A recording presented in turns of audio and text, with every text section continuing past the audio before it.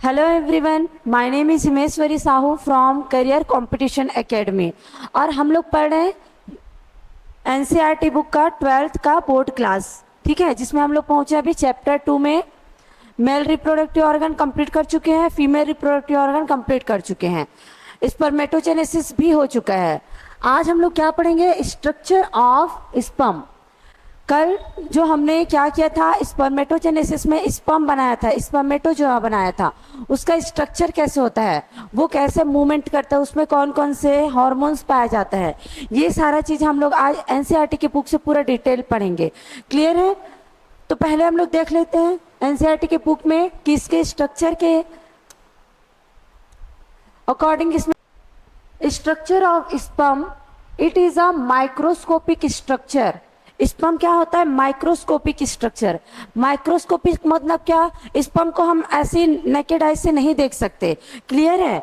वो कैसे मूव कर रहा है, कहाँ पे प्रेजेंट है, कितना प्रेजेंट है, इसको हम लोग किससे देख सकते हैं? ओनली माइक्रोस्कोप से। इसीलिए स्पर्म को क्या बोला जाता है? माइक्रोस्कोपी स्ट्रक्चर होता है, composed of head, neck, middle piece and tail. इसमें कौन कौन सा पार्ट होता है? हेड होता है, नेक होता है, मिडिल पीस होता है, लास्ट में क्या होता है? टेल होता है। ठीक है, ये हम लोग क्या कर रहे हैं? एनसीईआरटी की बुक से पूरा पढ़ रहे हैं। अब मैं क्या करूंगी, इसको अपने से ड्रॉ करेंगे, क्योंकि आपके बोर्ड के एग्जाम में ये डायरेक्ट क्वेश्चन आता है कि स्पर्म का स्ट्रक्चर बना रहे हैं।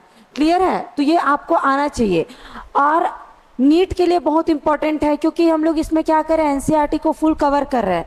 आपका जो नीट के जो भी बच्चे प्रिपेयर कर रहे हैं, प्रिपरेशन कर रहे हैं, उसके लिए ये क्लास बहुत इंपॉर्टेंट है। इसमें पूरा नीट का एक एक कॉन्सेप्ट को क्लियर किया जाएगा।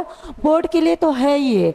ठीक है, अब हम लोग क्या करेंगे, ये जो स्पर्म है उसका स्ट्रक्चर खुद से क्या करेंगे? ड्रॉ करेंगे।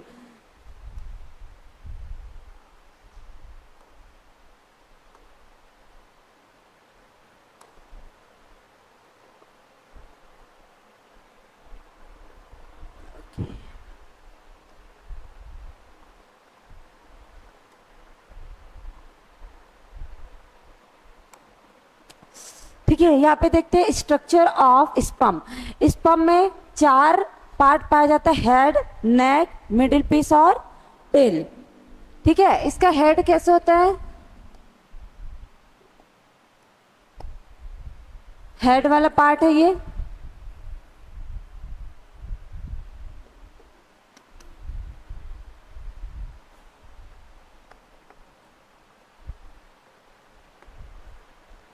ये हेड वाला पार्ट है।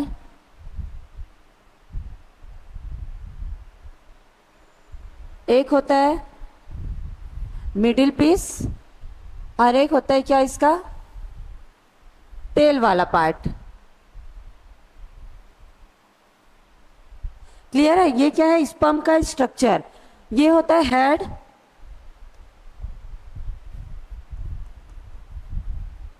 हेड। ये वाले पार्ट को क्या बोला जाता है? नेक। ये वाला होता है मिडिल पीस।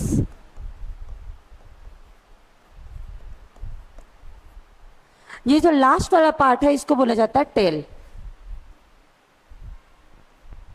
क्लियर है? इतना पाया जाता है किसमें? स्पर्म के स्ट्रक्चर में, जिसमें 4 मेन पार्ट होते हैं, हेड, नेक, मिडिल पीस और टेल। अब इसके हेड वाले पार्ट में क्या पाया जाता है? एक स्ट्रक्चर पाया जाता है, ठीक है, जिसको बोला जाता है एक्रोसोम।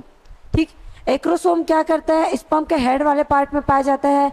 उसमें भरा होता है हाइड्रोलिटिक एंजाइम। हाइड्रोलिटिक एंजाइम का क्या काम होता है?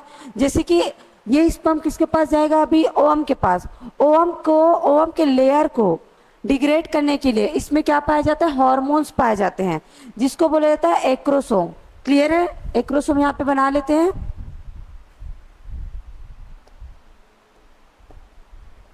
ये एक्रोसोम है।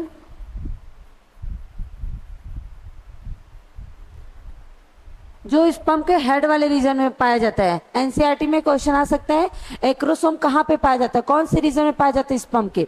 तो कहाँ पे पाया जाता है? हेड वाले रीजन पे पाया जाता है। ठीक है, इस हार्मोन एंजाइम का क्या नाम है? एक्रोसोम। एक्रोसोम। इस एक्रोसोम में कौन सा एंजाइम प्रेजेंट होता है? हाइड्रोलिटिक एंजाइम, जो कि क्या रहता है? हाईली एसिडिक रहता है। हाईली एसिडिक होने के कारण वो क्या होता है, कोई भी लेयर रहता है ओवम का, उसको क्या करता है? वो डिग्रेड करने में हेल्प करता है। इसीलिए ओनली हेड वाले रीजन में क्या पाया जाता है? एक्रोसोम। और इसके अलावा इसी हेड वाले रीजन पे क्या पाया जाएगा? न्यूक्लियस पाया जाता है। यहाँ पे क्या पाया जाता है? इलांगेटेड न्यूक्लियस पाया जाता है।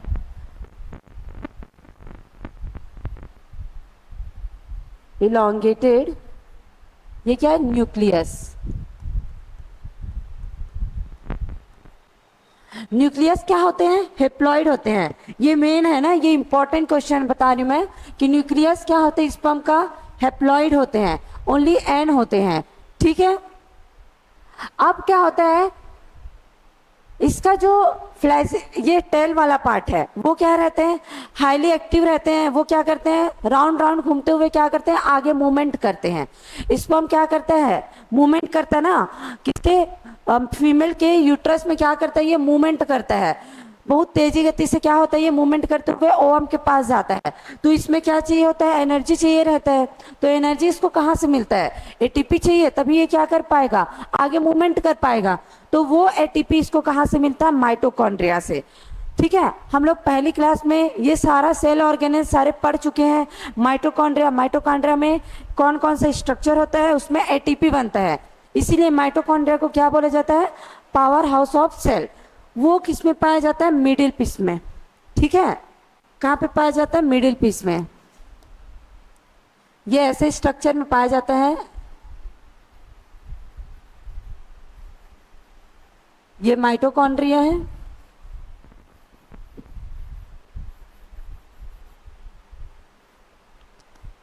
माइटोकॉन्ड्रिया,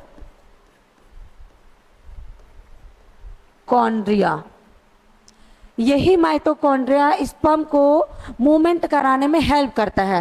क्यों? क्योंकि स्पर्म माइटोकॉन्ड्रिया में क्या होता है? ईटीसी होता है, इलेक्ट्रॉन ट्रांसपोर्ट चेन।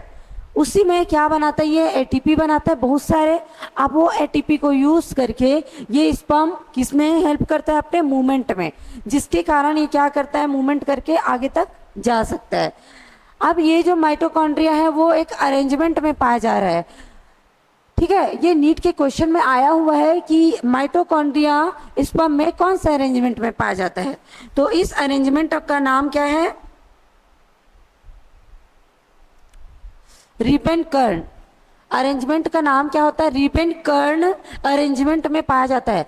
ये जो अरेंजमेंट है ना, पहले माइटोकॉन्ड्रिया ऊपर, फिर नीचे, फिर ऊपर, फिर नीचे, फिर ऊपर। ठीक है। इस अरेंजमेंट को क्या बोला जाता है? रिबन कर्ण। रिबन कर्ण अरेंजमेंट। क्लियर है? ये इंपॉर्टेंट है, इसको याद रखना कि स्पर्म में जो माइटोकॉन्ड्रिया है वो रिबन कर्ण अरेंजमेंट में पाया जाता है। और इस स्पर्म को एटीपी कहाँ से मिलता है? इसी माइटोकॉन्ड्रिया से मिलता है। ठीक है। अब इसमें ये जो फ्लैजिला है, इसमें क्या पाया जाता है? स्पर्म में फ्लैजिला पाया जाता है, जो कि क्या करता है? मूवमेंट करता है। ये याद रखना कि ओनली मेल्स के स्पर्म के टेल वाले पार्ट में क्या पाया जाता है? फ्लैजिला पाया जाता है। एक ही ऐसा सेल होता है जो कि मूवमेंट करने के लिए इसमें फ्लैजिला पाया जाता है मेल्स में। फीमेल में कोई फ्लैजिला नहीं पाया जाता, उसमें कोई मूवमेंट नहीं कराना होता, इसीलिए फीमेल्स में फ्लैजिला नहीं पाया जाता। बट मेल्स में फ्लैजिला पाया जाता है स्पर्म को मूवमेंट कराने के लिए। अब ये यहाँ पे फ्लैजिला कैसे बनेगा? तो उसके लिए इसके नेक वाले पार्ट में दो सेंट्रियोल पाया जाता है। ठीक है। दो प्रकार के क्या पाए जाते हैं? सेंट्रियोल पाए जाते हैं। ये एक सेंट्रियोल हो गया, ये दूसरा सेंट्रियोल हो गया। जो हेड वाले रीजन के पास में पाया जाता है उसको बोला जाता है प्रॉक्सिमल सेंट्रियोल। जैसे कि प्रॉक्सिमल और डिस्टल आप लोग जान रहे हो। जो जैसे कि ये मेरा हैंड है, तो ये वाला जो पार्ट है वो क्या है? मेरे प्रॉक्सिमल में है, और क्योंकि ये मेरे पास है इसीलिए ये क्या है? प्रॉक्सिमल में प्रेजेंट है। और ये वाला जो अपने फिंगर्स है वो क्या है? डिस्टल है, क्योंकि वो दूर में है। तो जो दूर में है उसको डिस्टल पार्ट बोला जाता है, और जो पास में उसको क्या बोला जाता है? प्रॉक्सिमल। तो इसमें दो प्रकार का सेंट्रियोल पाया जाता है स्पर्म में, नेक वाले पार्ट में। पहला क्या होता है? प्रॉक्सिमल सेंट्रियोल, प्रॉक्सिमल सेंट्रियोल, और दूसरा क्या होता है, डिस्टल सेंट्रियोल। डिस्टल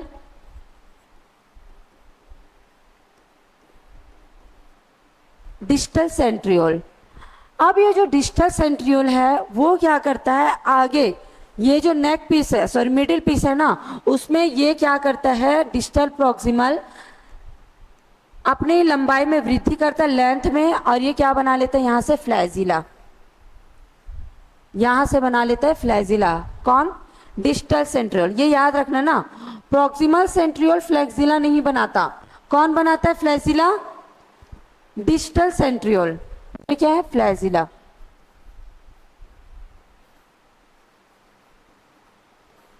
और यही फ्लैजिला क्या करता है, स्पर्म को मूवमेंट कराने में हेल्प करता है, मूवमेंट ऑफ स्पर्म। ठीक है, ये समझ गए। ये पूरा क्या है, स्पर्म का स्ट्रक्चर है।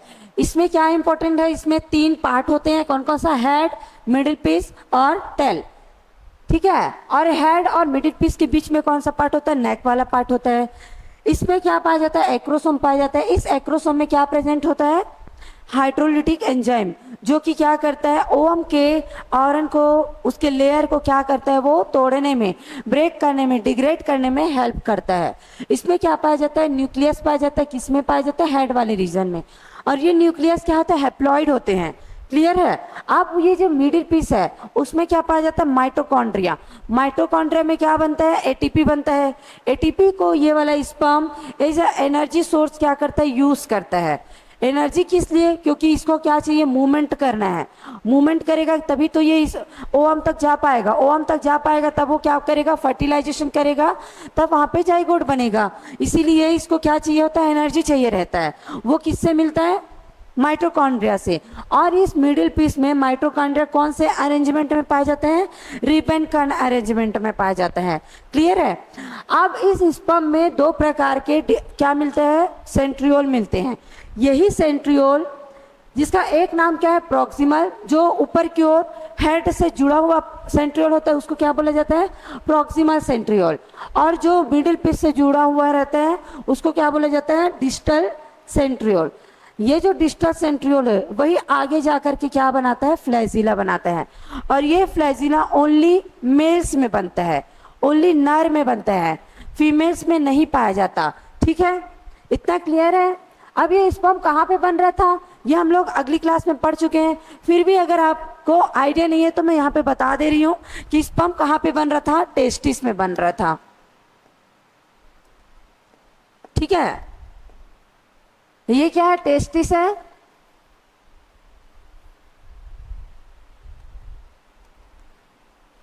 इसको क्या बोला जाता है, स्क्रोटम। स्क्रोटम, स्क्रोटम के अंदर में 2 क्या पाया जाता है, टेस्टिस पाया जाता है। 2 टेस्टिस पाया जाता है। क्लियर है। अब इस टेस्टिस के अंदर में 250 तक के क्या पाया जाता है, टेस्टिकुलर लोब्यूल्स पाया जाता है। ठीक है, ये हो गया, ये 2 हो गया, ये 3, ऐसे इसमें 250 तक के क्या पाया जाता है, टेस्टिकुलर लोब्यूल पाया जाता है। ईच टेस्टिस में, हर एक टेस्टिस में कितना पाया जाता है, 250 तक के। ठीक है, ये क्या होता है, टेस्टिकुलर लोब्यूल होता है, टेस्टिकुलर लोब्यूल। अब इस टेस्टिकुलर लोब्यूल्स में एक और स्ट्रक्चर पाया जाता है। एक टेस्टिकुलर लोब्यूल में 1 से 3 क्या पाया जाता है, सेमेनिफेरस ट्यूबुल। उसी सेमेनिफेरस ट्यूबुल में क्या बनता है, टेस्टोस्टेरोन आता है और क्या बनाता है, स्पर्म बनाता है।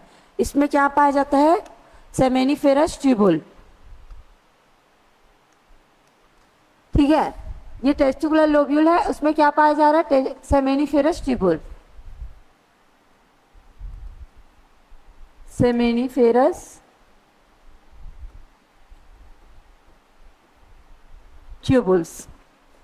इसे सेमेनिफेरस ट्यूबुल्स में क्या बनता है, स्पर्म बनता है। इसमें बहुत सारे क्या पाया जाता है, कैनाल्स पाए जाते हैं जो क्या करते हैं, स्पर्म को टेस्टिस से बाहर इजाकुलेट करते हैं। एक मेल में कितना, एक टाइम में जब स्पर्म का इजाकुलेशन होता है, एक टाइम में जब इंटरकोर्स के बाद स्पर्म का इजाकुलेशन होता है, उसमें कितने स्पर्म पाए जा सकते हैं, 200 से 300 मिलियन तक के। ठीक है, 200 से 300 मिलियन स्पर्म एक इजाकुलेशन में निकलता है। ठीक है, वन इजाकुलेशन।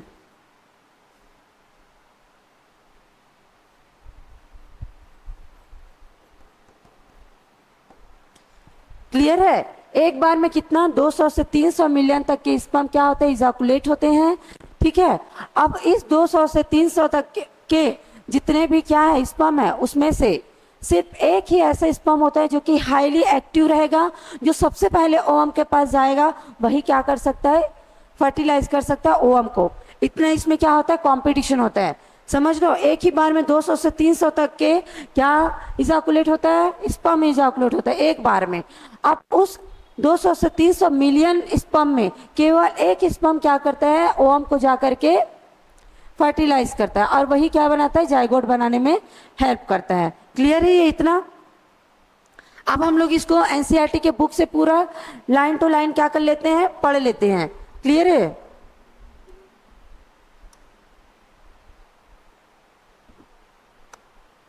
देखो, हमने पढ़ चुका, यहां तक पढ़ लिए थे कि इसमें क्या क्या पाया जाता है।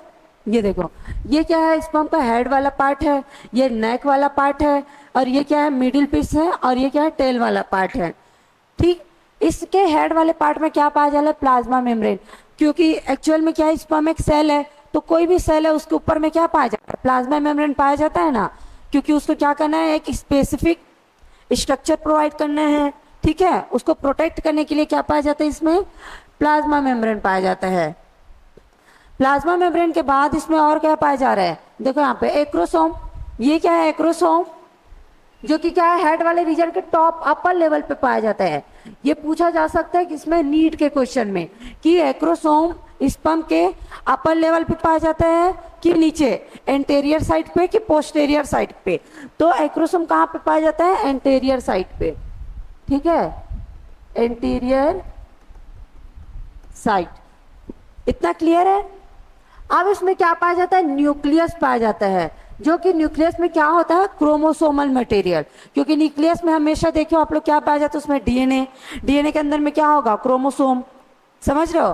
तो ये क्या करते हैं, न्यूक्लियस क्या कंटेन किए रहते हैं, क्रोमोसोम कंटेन किए रहते हैं। अब दूसरे इसमें कौन सा पार्ट आ गया, नेक वाला पार्ट आ गया। ठीक, इसमें क्या पाया जा रहा है, देखो ये क्या है, ये सारे क्या है, माइटोकॉन्ड्रिया है। ये क्या है, माइटोकॉन्ड्रिया। माइटोकॉन्ड्रिया क्या करते हैं, एनर्जी सोर्स फॉर स्विमिंग। क्योंकि क्या करता है, फीमेल के यूट्रस में स्पर्म क्या करता है, स्विम करते हुए जाता है। ठीक है, वो राउंड राउंड घूमते हुए क्या करता है, वो स्विमिंग करता है। किसमें, फीमेल के यूट्रस में।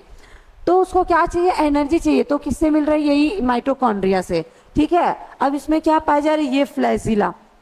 यहाँ पे देखो, ये क्या होता है, सेंट्रियोल। कौन सा सेंट्रियोल, डिस्टल सेंट्रियोल। यही डिस्टल सेंट्रियोल, देखो इससे पूरा मिडिल फेस से होते हुए क्या बनाया है, यहाँ पे फ्लैजिला बनाया हुआ है। ये क्या है, फ्लैजिला। इसी फ्लैजिला के थ्रू ये क्या करता है, स्विमिंग करता है। क्लियर है इतना? ठीक है, अब इसी को हम लोग इसमें पढ़ते हैं। देखो, microscopic structure composed of head, neck, middle piece and tail. इतना तो क्लियर हो गया ना इस डायग्राम से। अब आगे देखते हैं, plasma membrane envelop the whole body of the sperm. Plasma membrane क्या कर रहा है, पूरे होल बॉडी में क्या बना रहा है, कवर बना रहा है। ठीक है, the sperm head contain elongated haploid nucleus. ये वाला लाइन इंपॉर्टेंट है कि स्पर्म में क्या पाया जाता है, हैप्लॉइड न्यूक्लियस पाया जाता है। Clear? The interior portion which is covered by cap like structure acrosome. ये एंटीरियर वाले पार्ट में, ये पूछा जा सकता है ना, ये कहाँ पे पाया जाता है, एंटीरियर वाले साइड में। एंटीरियर साइड में एक हार्मोन पाया जाता है जिसको क्या बोला जाता है, एक्रोसोम, जो कि कैसे होते हैं, कैप लाइक स्ट्रक्चर होते हैं, टोपी के समान क्या होता है, ये स्ट्रक्चर होता है। ठीक, the acrosome is filled with enzyme that help fertilization of the ovum. मैं क्या बताई थी कि एक्रोसोम में हाइड्रोलिटिक एंजाइम होता है जो कि क्या करेगा, ओवम को डिग्रेड कर, ओवम के लेयर्स को डिग्रेड करेगा ऊपर के, और सीधे जाके एग से क्या हो जाता है, वो फ्यूज हो जाता है। इस प्रोसेस को क्या बोला जाता है, फर्टिलाइजेशन। तो एक्रोसोम किस में हेल्प करता है, फर्टिलाइजेशन में। ठीक है, the middle piece possess numerous mitochondria which produce energy for the movement of tail। अब क्या बोला गया है कि मिडिल पीस में क्या प्रेजेंट होता है, माइटोकॉन्ड्रिया, जो कि एनर्जी प्रोड्यूस करता है, किस लिए, मूवमेंट ऑफ टेल के लिए। टेल के मूवमेंट के लिए क्या करता है, वो एनर्जी प्रोड्यूस करता है। And facilitate sperm motility essential for the fertilization. और स्पर्म की मोटिलिटी को, मोटिलिटी मतलब क्या, एक जगह से दूसरे जगह तक जाने में क्या करता है, वो हेल्प करता है, किस लिए, फर्टिलाइजेशन के लिए। अब यहाँ पे एक क्या दिया हुआ है, न्यूमेरिकल दिया गया है। क्या numerical, human male, only human male में ना, ये वाले याद रखना, human male ejaculate about 200 to 300 million sperm during coitus of which for normal fertility। इसमें क्या बोला गया है कि एक ह्यूमन मेल, ठीक है, क्या कर सकता है, एक इंटरकोर्स के बाद 200 से 300 मिलियन तक के स्पर्म को क्या करता है, वो रिलीज करता है। ठीक है, जिसमें से at least 60% sperm must have normal shape and size and at least 40% of them must show vigorous motility. अब ये वाले से नीट में क्वेश्चन आने का बहुत संभावना रहता है। इसमें क्या बोला गया है, ये वाले लाइन में क्या बोला गया है कि स्पर्म है, ठीक है, जो 200 से 300 मिलियन तक की स्पर्म आए हैं, उसमें से 60% स्पर्म क्या होने चाहिए, उसका शेप और साइज क्या होने चाहिए, एक्चुअल होना चाहिए। ठीक है, मतलब जो कि क्या हो, नॉर्मल साइज के होने चाहिए। क्या होना चाहिए, 60% स्पर्म में क्या होना चाहिए, शेप एंड साइज नॉर्मल होने चाहिए। ठीक है, 200 से 300 मिलियन क्या हुए थे, स्पर्म क्या हुए थे, जो इजैकुलेट हुए ना, उसमें से 60% स्पर्म क्या होने चाहिए, नॉर्मल होने चाहिए। नॉर्मल मतलब उसका शेप सही है, उसका साइज सही है, और कुछ टेढ़े मेढ़े हैं वो क्या हो जाते हैं, डिग्रेड हो जाते हैं। क्लियर है, ओनली 60% क्या होते हैं, नॉर्मल टाइप के स्पर्म होते हैं। अब इस 60% में से 40% जो स्पर्म है वो क्या होते हैं, वाइग्रस। वाइग्रस मतलब क्या, फुल एनर्जी, फुल एनर्जी के साथ में वो कहाँ पे जाता है, फीमेल के ओवरी में जाता है। क्लियर है, इस 60% में से कितना परसेंट, 40% स्पर्म कैसे होते हैं, वाइग्रस। वाइग्रस मतलब जो कि क्या कर सके, अच्छे से मूवमेंट कर सके और कंपटीशन करके क्या हो सके, ओवम तक के जा सके। इतना क्लियर है। अब हम लोग आगे पढ़ेंगे सीमन। ठीक है, सीमन क्या होता है, सीमन क्या होता है, इंटरकोर्स के दौरान जब लास्ट में क्या निकलता है, व्हाइट कलर का क्या निकलता है, लिक्विड निकलता है, उसी को क्या बोला जाता है, सीमन। सीमन में ओनली 10% क्या पाया जाता है, स्पर्म पाया जाता है, बाकी उसमें अदर और लिक्विड पाया जाता है, उसको हम लोग आगे इसी में पढ़ रहे हैं। ठीक है, आगे देखते हैं सीमन।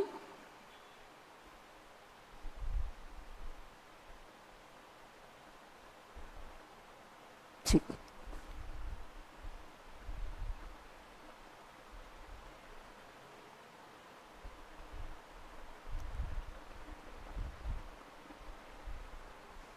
इसका स्ट्रक्चर देख लेते हैं सीमन का।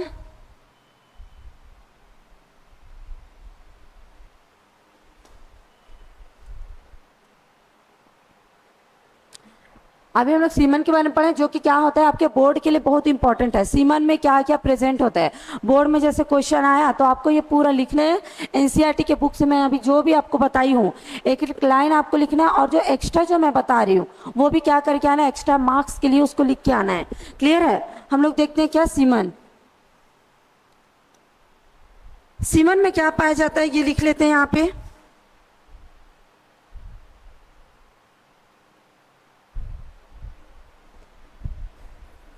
सीमेन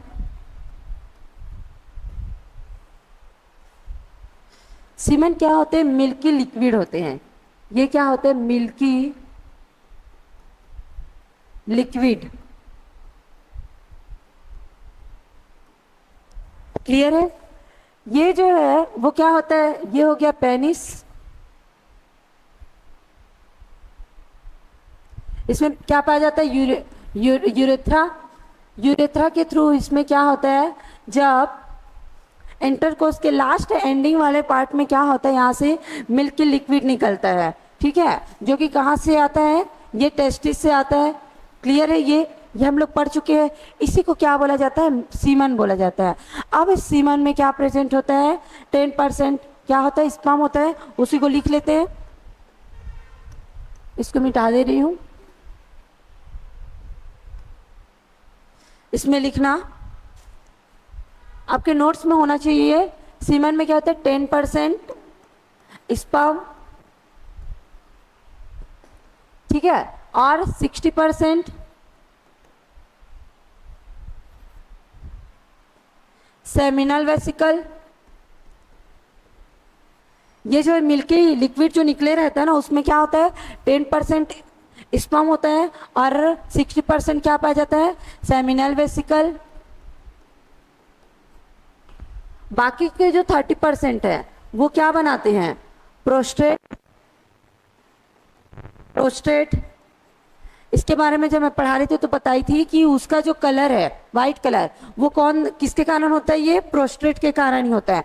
और क्या बनाता है? Bulbo urethra. बल्बो यूरिथ्रल, ठीक है। ये सारे कंपोजिशन होते हैं किसके? सीमन के। सीमन में ये सारे चीज पाए जाते हैं। जब आपके बोर्ड में ये वाला क्वेश्चन आता है तो आपको ये लिखना जरूरी है, जिससे क्या होगा? वो एक्स्ट्रा मार्क्स आएंगे। क्लियर है? अब इसको हम लोग पढ़ते हैं सीमन के बारे में।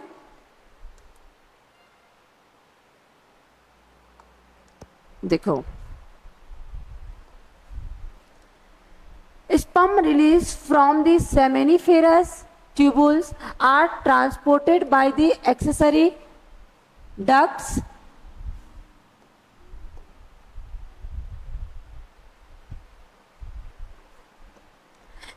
Accessory ducts. ये मैं बता दूं एक्सेसरी डक्ट क्या होता है, जो कि क्या करता है? स्पर्म हो या ब्लड हो, कुछ भी चीज को क्या कर रहा है? वो एक जगह से दूसरी जगह पे ट्रांसपोर्ट करता है। जो ट्रांसपोर्टेशन होता है ना, इसी को क्या बोला जाता है? ये कौन करता है?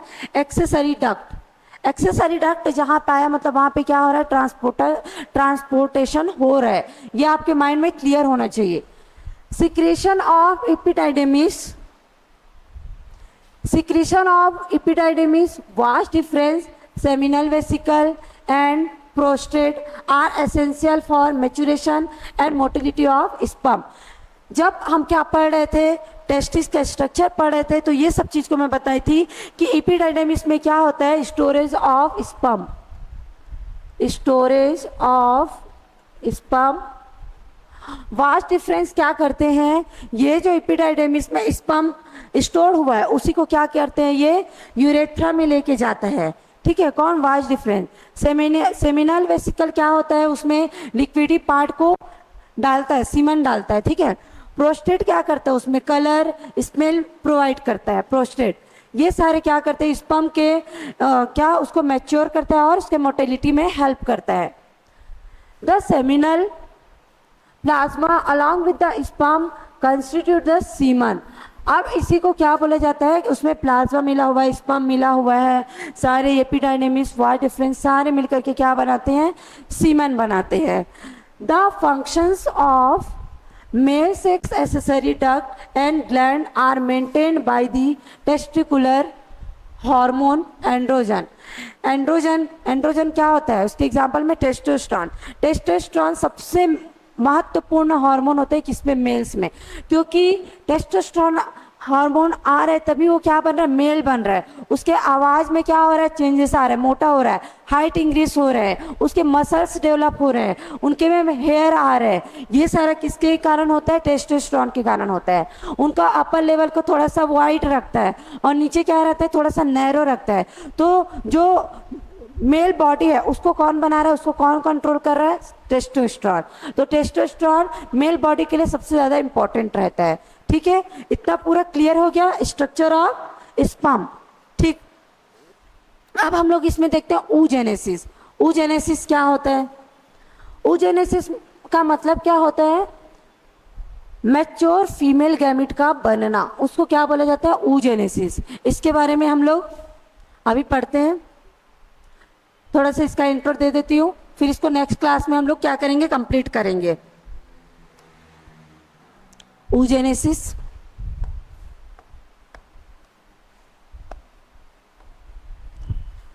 oogenesis